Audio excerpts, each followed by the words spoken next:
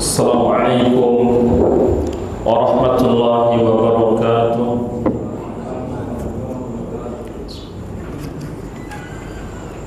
Alhamdulillah ala ihsani wa syukru lahu ala taufiqihi wa amtinani. Asyhadu an la ilaha illallah wahdahu la syarika lah ta'ziman li sya'nih, wa asyhadu anna Muhammadan abduhu wa rasuluh ad-da'i ila ridwanih. Salawatu rabbi wa salamuhu alaihi wa ala alihi wa ashabihi wa sallama tasliman katsira, amma ba'd. Akhwatul iman, usi nafsi wa iyyakum bi taqwallah, faqad fazal muttaqun. Qala Allah tabaraka wa ta'ala fi kitabihil karim, ya ayyuhalladzina amanu taqullaha haqqa tuqatih wa la tamutunna illa wa antum muslimun. Segala puji kita panjatkan kepada Allah atas limpahan nikmat yang terus-menerus Allah berikan kepada kita semuanya. Salawat dan salam untuk Nabi kita Nabi Muhammad sallallahu alaihi wasallam, untuk keluarganya, para sahabatnya, kemudian untuk orang-orang yang istiqomah di atas Islam sampai kiamat tiba. Rahimanillah wa iyyakum. Kembali kita melanjutkan kajian kita, membacakan kitab atau kutub meneladani lebih dari 1000 sunnah Nabi SAW dalam sehari semalam. Kita masuk pada judul yang baru, yaitu sunnah-sunnah fi'liyah di dalam sholat. Sunnah-sunnah yang masuk dalam kategori perbuatan yang bisa kita amalkan di dalam sholat kita. Yang pertama disebutkan mengangkat kedua tangan ketika takbiratul ihram. Ini merupakan amalan yang tentu semua kaum muslimin telah mempraktikkannya. Ketika kita mengangkat tangan di saat takbiratul ihram, maka di sini terdapat tambahan pahala, ya. Disebutkan bahwasanya amalan ini masuk dalam golongan sunnah-sunnah fi'liyah kalau misalkan ada yang tidak mengangkat tangan, berarti sholatnya tidak batal, tetapi pahalanya berkurang. Kemudian yang kedua, mengangkat kedua tangan ketika ruku. Selesai baca Al-Fatihah, dilanjutkan dengan membaca surat ba'dal Fatihah. Ketika kita akan ruku, maka di sini disunnahkan kita mengangkat kedua tangan kita. Kemudian berikutnya, mengangkat kedua tangan tatkala kita bangkit dari ruku. Ketika ruku mengangkat tangan, ketika bangkit juga mengangkat tangan. Kemudian selanjutnya di antara sunnah-sunnah fi'liyah adalah mengangkat tangan ketika berdiri pada rakaat ketiga. Selesai tasyahud awal, bangkit menuju rakaat ketiga.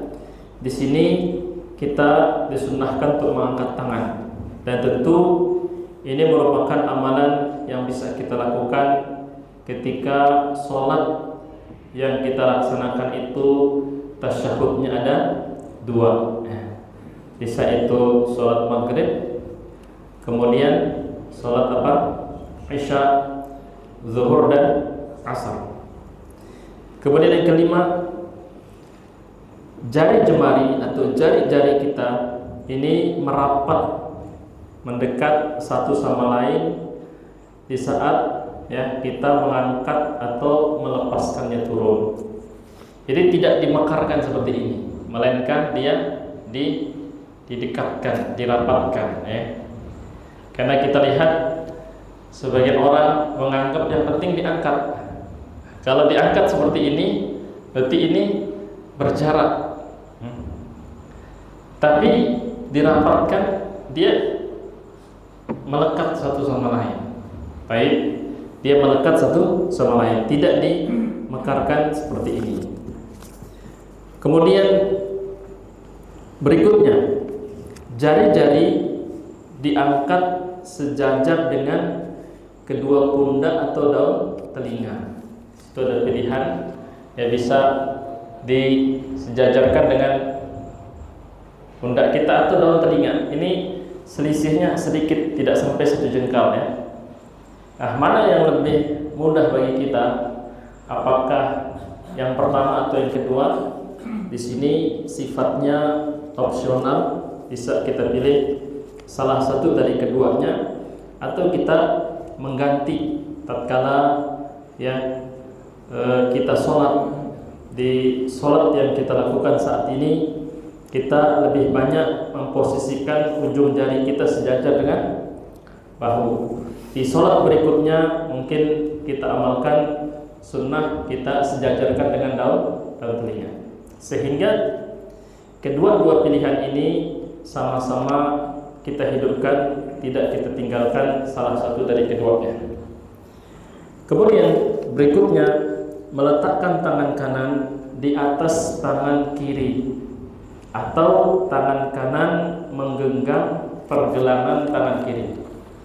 Nah, ketika kita selesai takbiratul ihram atau pada posisi ketika kita qiyam berdiri, ya, kita meletakkan tangan kita di atas apa? Perut atau dada? Dada, ya. Karena kalau perut nanti masuknya ini jauh di bawah ulu hati. Nah, ini posisinya, ya, sudah di atas ulu hati atau lebih atas sedikit. Ini sudah lebih dekat kepada dada. Nah, posisi tangan kita ini bisa sekedar nempel atau memegang. Ini memegang juga bisa. Nah, biasanya menggenggam ini cenderung lebih nyaman. Kalau nempel itu kadang-kadang ada capeknya. Ya. Tapi ini kembali kepada pilihan masing-masing, ya. Nah, lebih sering itu kalau dipegang seperti ini, digenggam, dia lebih erat dan lebih nyaman rasanya. Tapi lagi-lagi mungkin bagi sebagian yang lain, ya, hanya menempel itu lebih ringan bagi dia. Maka di sini sifatnya adalah pilihan. Kemudian berikutnya, ya, memandang ke arah tempat atau posisi sujud. Nah, ini merupakan amalan yang sangat membantu kita untuk bisa fokus dan khusyuk. Jika tidak, maka dikhawatirkan pandangan kita ini akan liar ke sana kemari, ya. Misalkan di depan kita diuji dengan orang yang sholat, kemudian di pakaiannya itu di bagian punggung banyak tulisan. Nah, kalau matanya ke sana kemari, ada potensi bisa saja dia membaca tulisan yang ada di situ. Kan begitu, ya. Oleh sebab itu, sunnahnya, terutama ketika kita berdiri, karena posisi qiyam inilah yang paling panjang, paling banyak, kita mengarahkan pandangan kita ini ke arah apa? Tempat sujud, maudhi' as-sujud. Baik. Kemudian memisahkan sedikit, nah ini, kedua telapak kakinya saat berdiri. Ini jelas, ya. Karena ketika kita berdiri, tentu posisi yang paling pas adalah kalau kedua kaki kita ini sejajar dengan postur tubuh. Kalau lebih lebar, ini agak membebankan. Lebih dekat juga gampang oleng, gitu. Jadi yang pas itu dia seukuran postur tubuh kita. Faedah yang lain, dengan seperti ini kita tidak akan mengganggu orang yang ada di samping kita. Karena sholat ini mencari sakinah ya, tumakninah, ketenangan. Jangan sampai satu sama lain ini mengganggu, saling mengganggu. Baik, kemudian membaca Al-Quran dengan tartil, perlahan seraya menghayati bacaan. Ini juga sudah disampaikan pada sunnah-sunnah qauliyah ya, karena juga lebih dekat kepada pengucapan. Ya, ketika kita selesai membaca suratul Fatihah, disunnahkan kita membaca ayat atau surat Al-Quran, apakah itu panjang atau pendek. Nah, seandainya seseorang membaca satu ayat, misalkan ayat kursi, ini setara dengan surat pendek, itu sah. Atau ada ayat yang lebih pendek lagi daripada itu juga boleh. Nah, ketika dia membaca ayat per ayat atau surat yang cukup panjang, ini usahakan jangan sampai terburu-buru kejar target ya, supaya dia bisa cerita ke temannya kalau dia sholat, dia membaca surat Al-Baqarah misalnya, tapi cepat-cepat. Nah, tentu yang lebih afdal kita membaca sesuai dengan kemampuan kita dan ada upaya untuk mentadabbur, dan bacaan kita itu sifatnya tartil ya, satu persatu kita berikan seluruh hak bacaannya tanpa ada yang kita hilangkan. Ini namanya tartil. Kemudian ketika kita ruku ya, ini tadi ketika kita berdiri. Sekarang ketika kita ruku, apa yang kita lakukan? Sunnah-sunnah apa yang bisa kita praktikkan? Yang pertama, menggenggam kedua lutut, jelas ya. Kemudian merenggangkan jari-jari, ini yang oleh sebagian kurang diperhatikan ya. Kalau tangan menggenggam itu pasti, andaikan ya ini adalah apa yang kita genggam.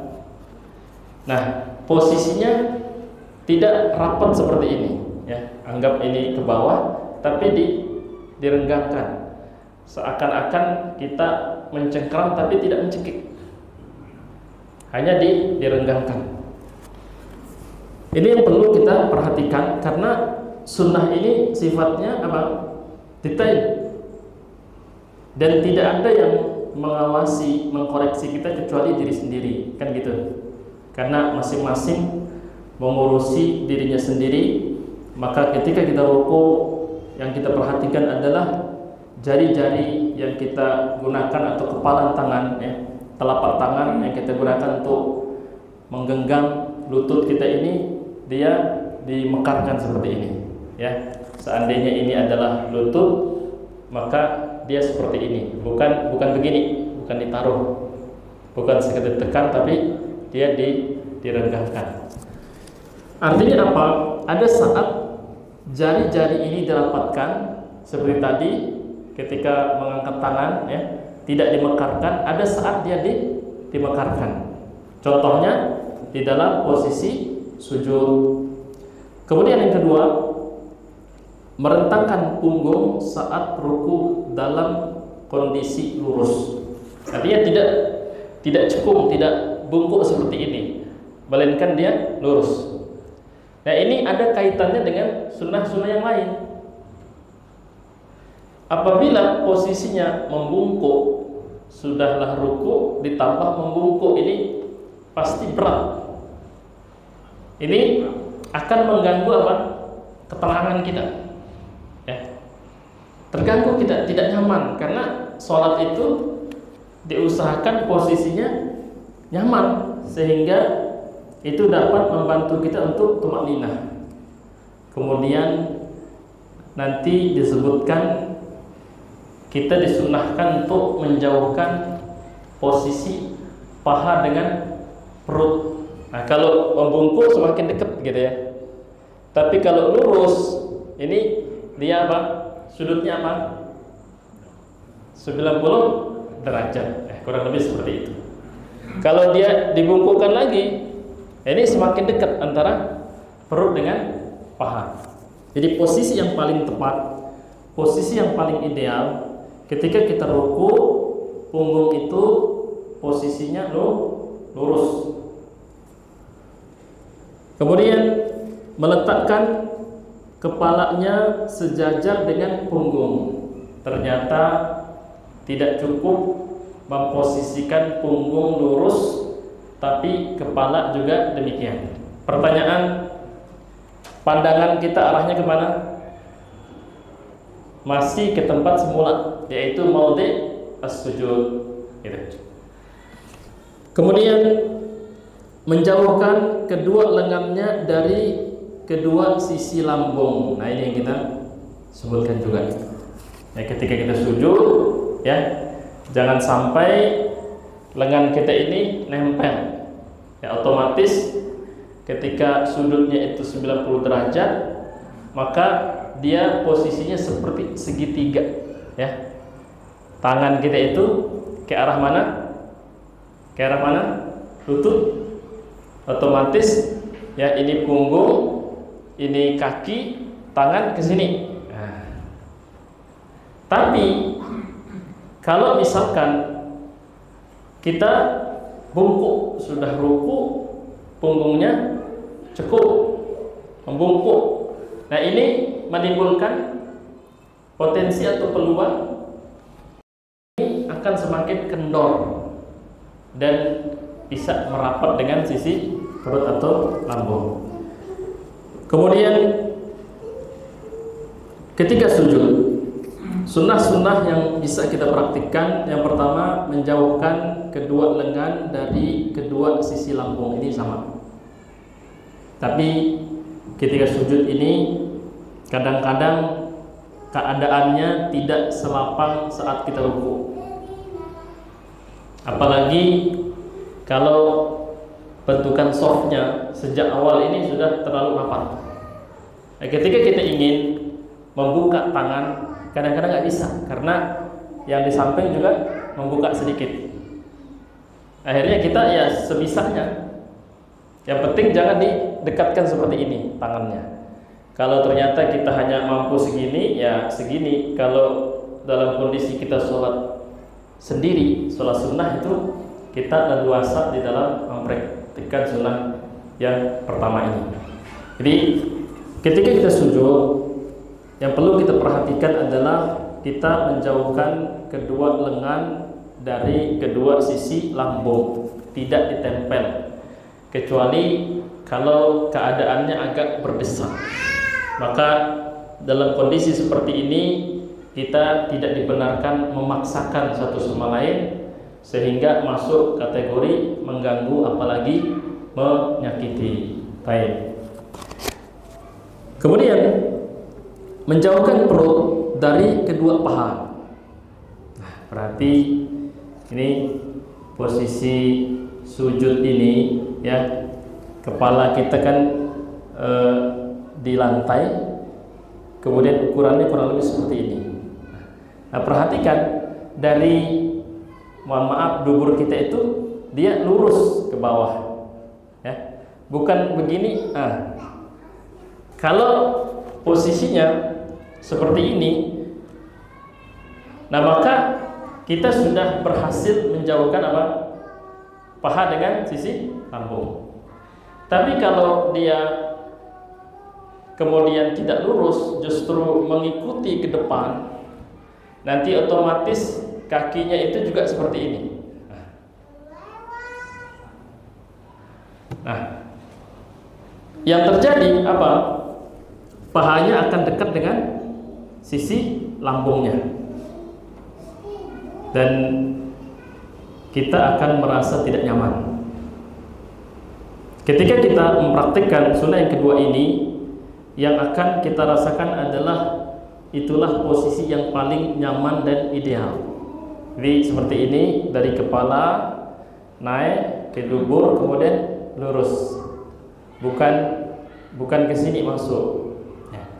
Nah, kalau seperti ini, nanti otomatis betis dengan paha juga dekat. Jadi jauhkan paha dengan lambung, jauhkan paha dengan betis, seperti itu. Kemudian menjauhkan kedua pahanya dari kedua betisnya. Nah, ini yang kita sebutkan tadi, ya. Jadi ini paha lurus, kemudian betis ini sudutnya sudah hampir 90 derajat. Ya.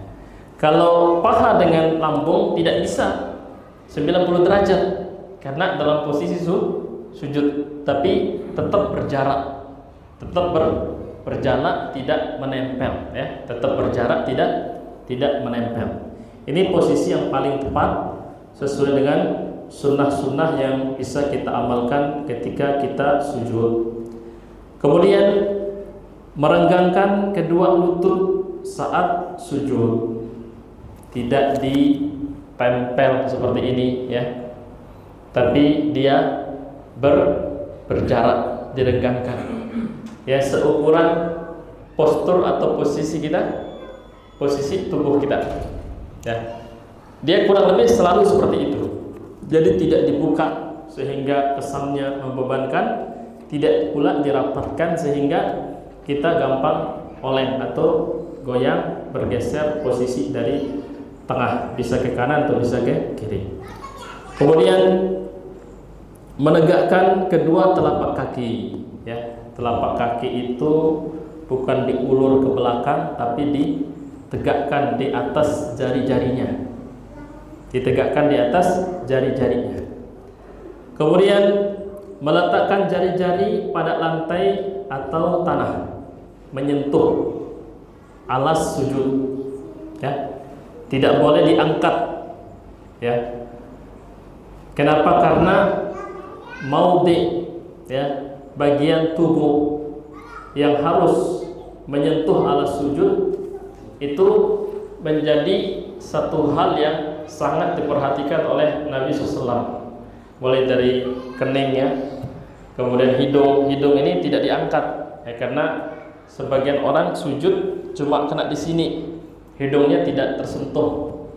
Baru kemudian dua telapak tangan, kemudian dua lutut, baru yang terakhir jari, ya.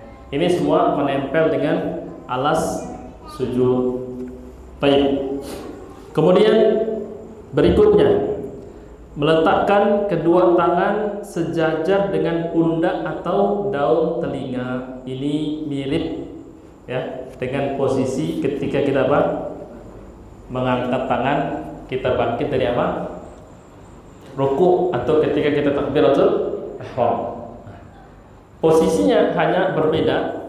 Yang itu ketika kita berdiri, yang ini ketika kita sujud, tapi posisinya sama.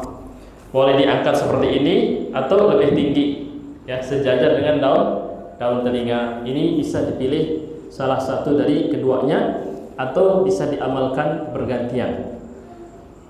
Kemudian berikutnya membentangkan kedua tangan. Nah, sama tadi. Lutut tidak boleh ditempel, dirapatkan antara kanan dan yang kiri. Begitu pula tangan, ya. Apa yang terjadi kalau tangan kita dekatkan ketika sujud? Wajah kita akan sujud di tangan. Atau, ya, jangan terlalu dekat, mungkin nempel. Kita tidak sujud di tangan tapi nempel di sini.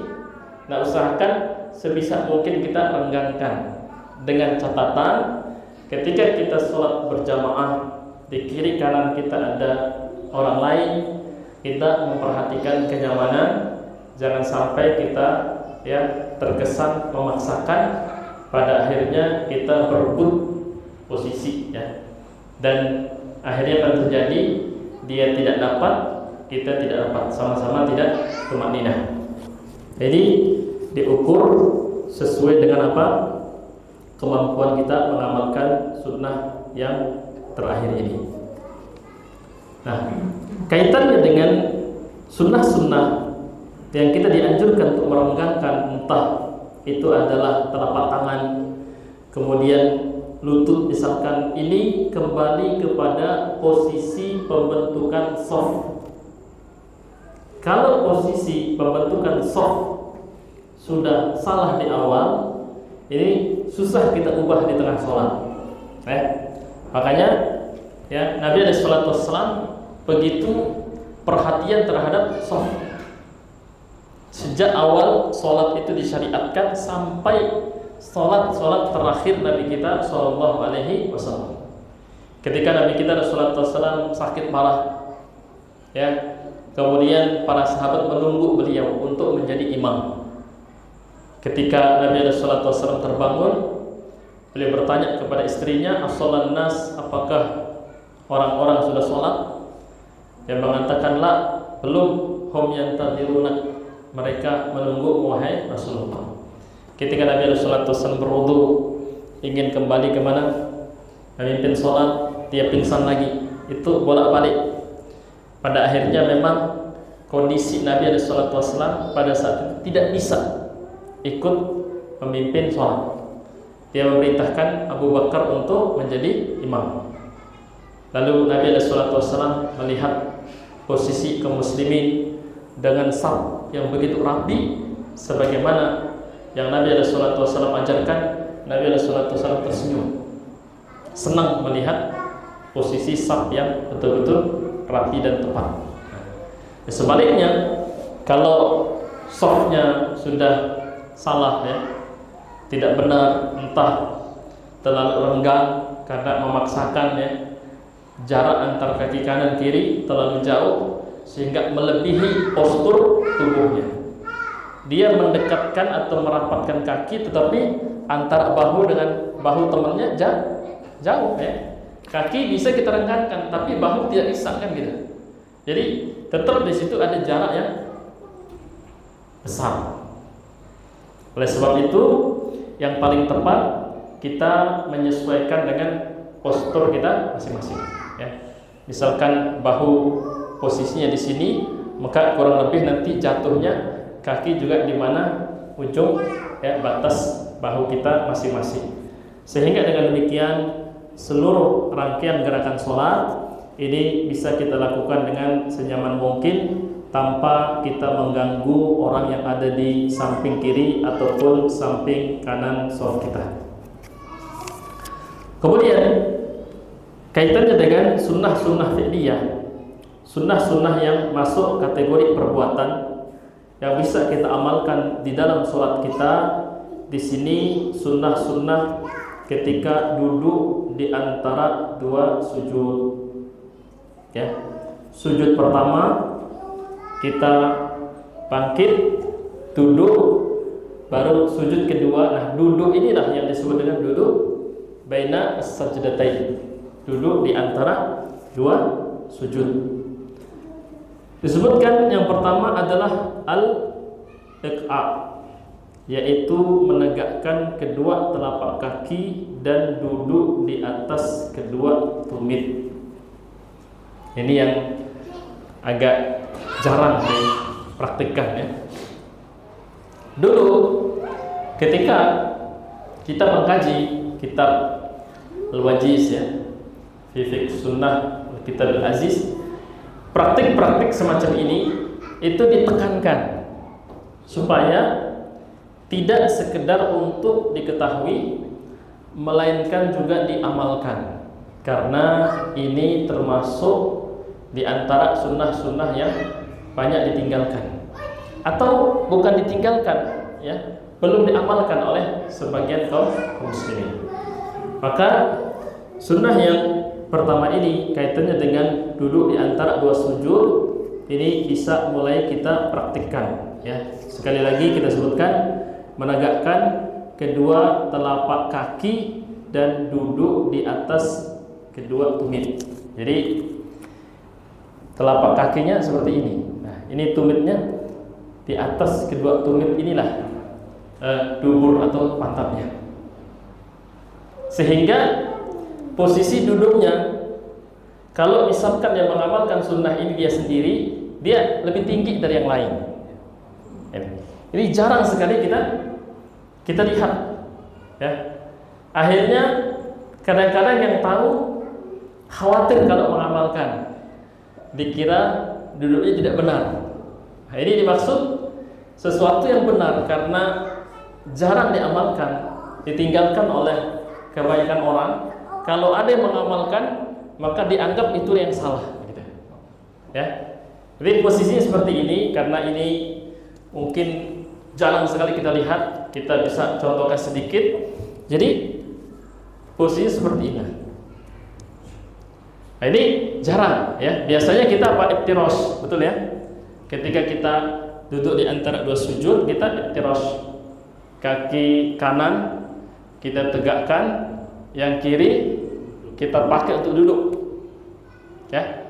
Nah, posisi yang kedua, kita duduk di atas kedua tumit. Nah, ini yang jarang dipraktikkan. Padahal duduk seperti ini nyaman juga, sangat nyaman. Cuma nanti bedanya, kita lebih tinggi dari teman-teman kita yang lain. Nah, kalau di tempat kami, ini banyak sekali mengamalkan, sehingga kita tidak merasa sungkan. Ya, kita sering seperti itu. Apalagi ketika kita sholat, dan sholat itu setelah kajian umum, biasanya tidak bisa kita hindari posisi shaf itu lebih rapat, dan duduk seperti inilah yang paling nyaman. Ya. Nah, ini bisa kita praktikkan mulai dari sholat isya kita. Baik. Baik, berikutnya al-iftirash. Nah, iftirash ini sudah masyhur. Nah, hampir 100% jamaah masjid duduk di antara dua sujudnya sama dengan tasyahud awal.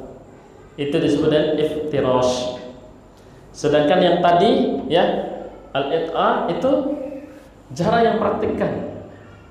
Kita sholat di mana saja hampir tidak kita temukan. Ya. Contoh misalkan kita datang belakangan, kemudian orang-orang sudah pada sujud, bahkan bangkit dari sujud, kita lihat tanpa sengaja tidak ada yang duduk rakaat. Nah, maka mari kita syiarkan sunnah-sunnah seperti ini, sehingga kaum muslimin kembali mengetahui serta mengamalkannya. Kemudian di sini ada satu tanbih. Duduk istirahat ialah duduk sejenak tanpa zikir. Itu bedanya. Ada yang menyebutkan jalsatul istirahah itu yang penting kita enggak dari sujud langsung berdiri, ada jeda sedikit sudah cukup, disebut sebagai duduk istirahat. Ya, tidak perlu mungkin ada hitungannya, tidak perlu 1/4 menit atau setengah menit. Yang penting kita dari sujud bangkit, enggak langsung berdiri, tapi ada hitungan 1, 2, bukan 1. Ini enggak ada istirahatnya.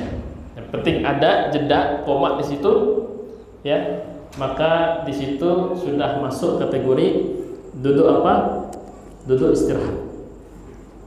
Kemudian berikutnya adalah sunnah-sunnah ketika tasyahud akhir. Tasyahud akhir ini, kalau tasyahudnya ada 2, ini disebut sebagai tasyahud yang kedua. Kalau tasyahudnya 1, lebih cocok mana? Tasyahud awal atau tasyahud akhir sebutannya? Sehingga mempengaruhi posisi duduk. Kan tasyahud awal itu duduknya apa? Iftirash. Tasyahud akhir duduknya apa? Tawarruk. Ya. Jadi kaki kanan ditegakkan, kaki kiri masuk di bawah betis. Gampangnya gitu. Tidak dipakai untuk duduk. Gitu ya. Nah, kalau tasyahudnya cuma 1, ini disebut awal atau akhir? Akhir, ya. Ya. Kenapa kita tidak sebut awal? Tidak perlu hitungan karena cuma 1, ya. Betul ya? Disebut akhir karena penutup. Dia masih lebih tepat kalau disebut akhir. Nah, kadang-kadang orang berdebat kata-kata, itu pertama atau terakhir? Ya karena cuma 1, ya sudah, lebih dekat kalau kita sebut terakhir. Kalau kita sudah bilang yang pertama, berarti ada yang kedua, kan begitu ya. Kalau kita langsung yang terakhir, ya sudah penutup. Karena memang itulah tasyahud sebagai penutup sholat kita. Tapi di sini disebutkan ada 3 posisi, tetapi yang umum dan paling mudah kita praktikkan disebutkan pada poin yang pertama, yaitu menegakkan telapak kaki kanan. Tadi kita sebutkan kaki kanan itu ditegakkan di atas jari-jari, terdapat penekanan jari-jari itu usahakan agak ditekan sehingga dia lebih condong ke arah ke belakang bagi yang tidak merasa sakit kakinya. Nah, ada tipe kaki misalkan jari-jarinya terlalu kaku, kalau ditekuk itu sakit. Nah, dalam kondisi seperti ini, tidak perlu dipaksakan, kecuali ya dia sangat ingin mempraktikkan sunnah secara detail, dia latihan, tapi mengukur kemampuan dia, sehingga satu waktu nanti lebih lentur daripada sebelum latihan sama sekali. Ini boleh. Tapi kalau memaksakan, pada akhirnya satu sunnah merongrong atau menghilangkan kekhusyuan yang justru lebih utama, nah ini tentu tidak tepat ya. Yang tepat itu kalau misalkan kita langsung mampu, maka itu yang terbaik.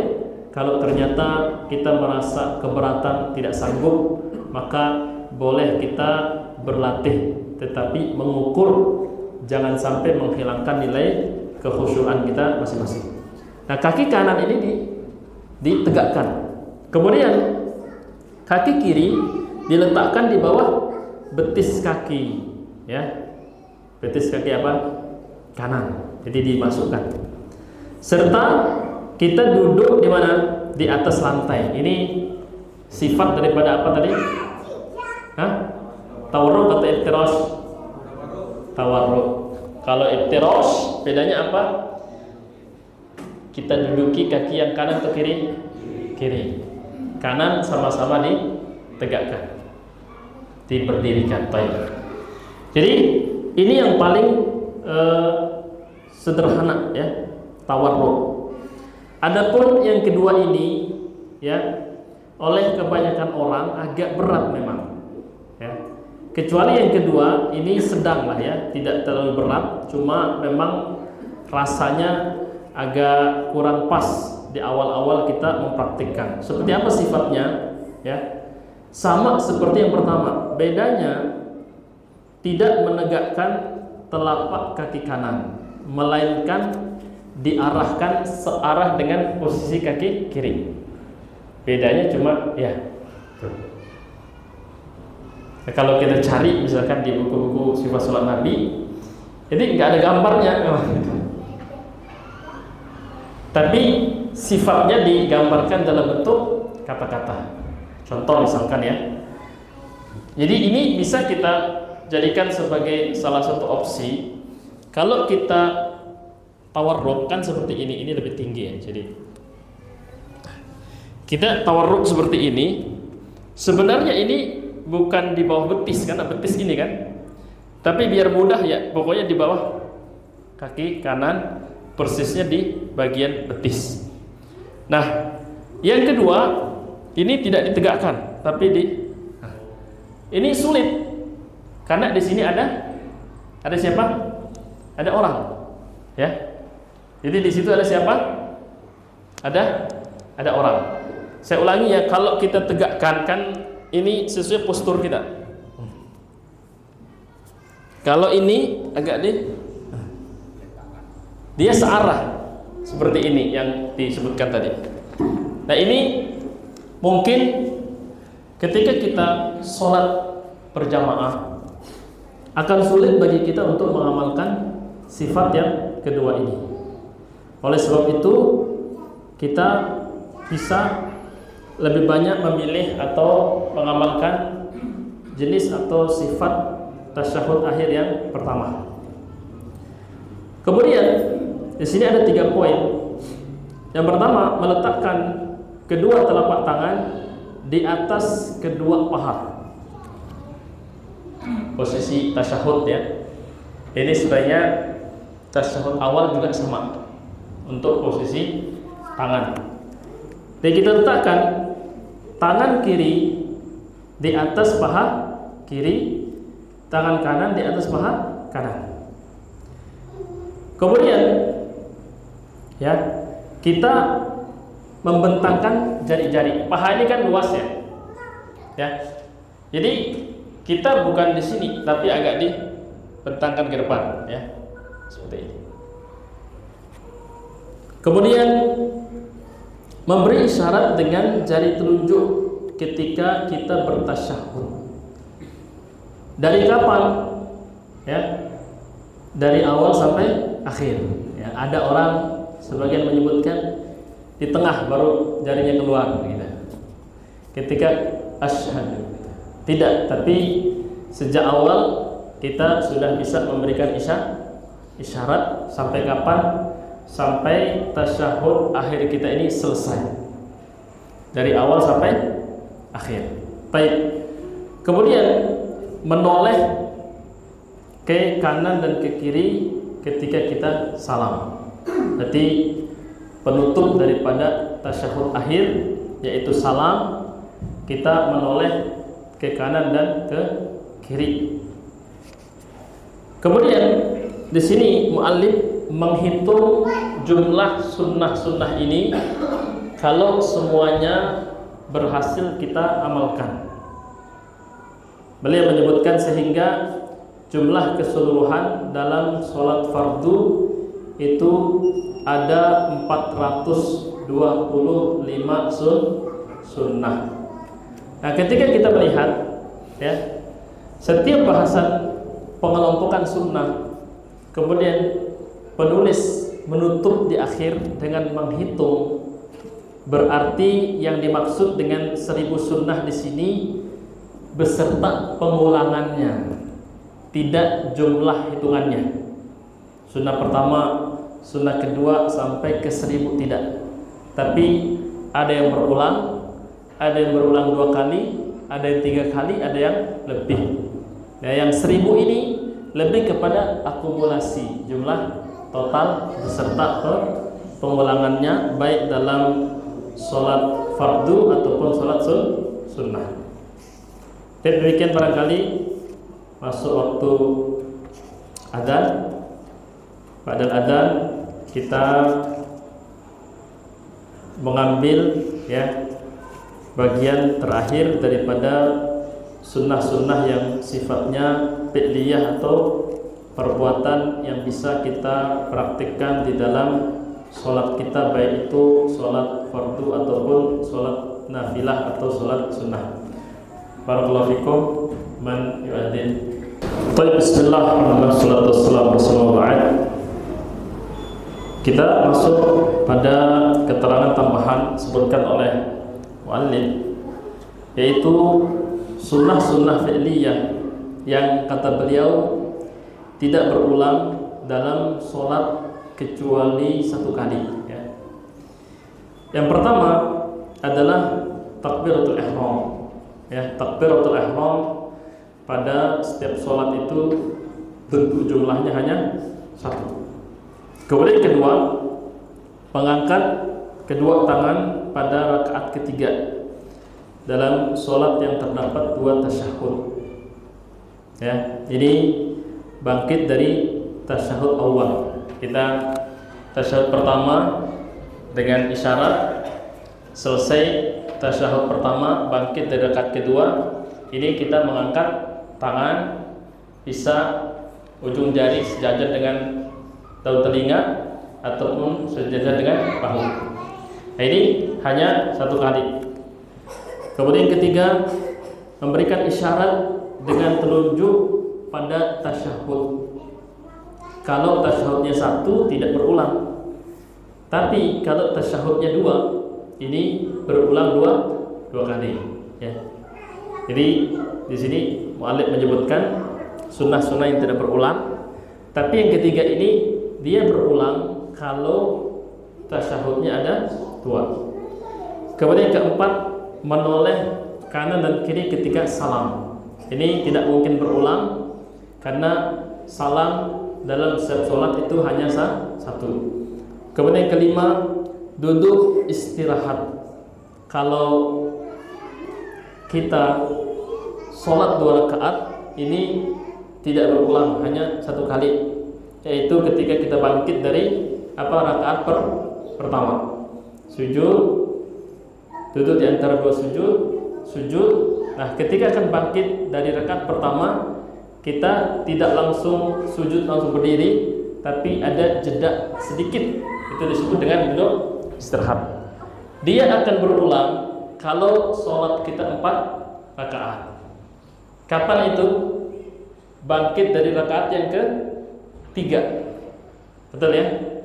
Tapi kalau 3 rakaat, 2 rakaat, maka duduk istirahat ini hanya ada 1 saja. Kemudian yang ke-6, duduk tawarruk. Ini posisinya di mana tasyahud awal atau akhir? Akhir. Karena tasyahud akhir itu cuma 1, maka sunnah ini hanya bisa kita amalkan sekali dalam 1 sholat. Kemudian beliau menerangkan sunnah-sunnah ini hanya berulang sekali dalam setiap sholat, kecuali isyarat dengan jari telunjuk. Ini ada 2 kalau 4 rakaat di tasyahud pertama dan tasyahud yang terakhir. Begitu juga dengan duduk istirahat, dia bisa berulang kalau jumlah sholatnya itu 4 rakaat. Kemudian kata beliau, dengan demikian jumlah keseluruhannya adalah 48 sunnah. Karena itu beliau berpesan, ya saudaraku yang diberkahi, berusahalah untuk senantiasa menghiasi sholatmu dengan memperhatikan sunnah-sunnah yang disebutkan tadi. Kemudian beliau menukilkan satu faidah yang dinisbatkan kepada Al-Imam Ibnu Qayyim rahimahullah ta'ala. Beliau menyebutkan seorang hamba memiliki 2 kesempatan utama berdiri menghadap Allah Subhanahu. Yang pertama, kata beliau, kesempatan berdiri ketika sholat. Setiap sholat itu kita menghadap siapa? Allah Subhanahu wa ta'ala. Dan menurut Al-Imam Ibnu Qayyim, ini adalah kesempatan pertama. Yang kedua adalah ketika kita dihisab, ya. Jadi setiap orang akan menghadap Allah. Laisa bainahu wa bainahu turjuman, tidak ada antara dia dengan Allah penterjemah, ya. Disitulah dia dihisab dengan seluruh amal baik dan buruknya. Kemudian kata beliau, perbaikilah, perindahlah kesempatan yang pertama, yaitu ketika menghadap Allah saat sholat, maka akan ringan kesempatan yang kedua, hisabnya akan ringan. Ini kembali kepada makna sebuah hadis, awwalu ma yuhasabu bihil 'abd yaumil qiyamah as-shalah atau sholatuhu. Yang pertama kali Allah periksa ketika Allah menghisab seorang hamba adalah sholatnya. Ketika sholatnya bagus, maka yang lainnya akan ikut bagus. Kalau baru diperiksa sholatnya sudah jelek, itu bertanda amal-amal yang lainnya pasti jauh lebih jelek atau berantakan. Oleh sebab itu, sunnah-sunnah ini ya sebagai penghias bagi sholat-sholat kita. Oleh sebab itu kita mari satu persatu kita tegakkan, kita amalkan dengan penuh ketelatenan, ketekunan, syukur-syukur, kemudian kita menjadi inspirasi bagi orang lain di dalam mengamalkan sunnah-sunnah Nabi, terutama yang dipandang sepele oleh sebagian kaum muslimin. Demikian barangkali. Barakallahu fikum, jazakumullahu khairan, subhanallahi wa bihamdik, asyhadu an la ilaha illa anta, astaghfiruka wa atubu ilaik. Assalamualaikum warahmatullahi wabarakatuh.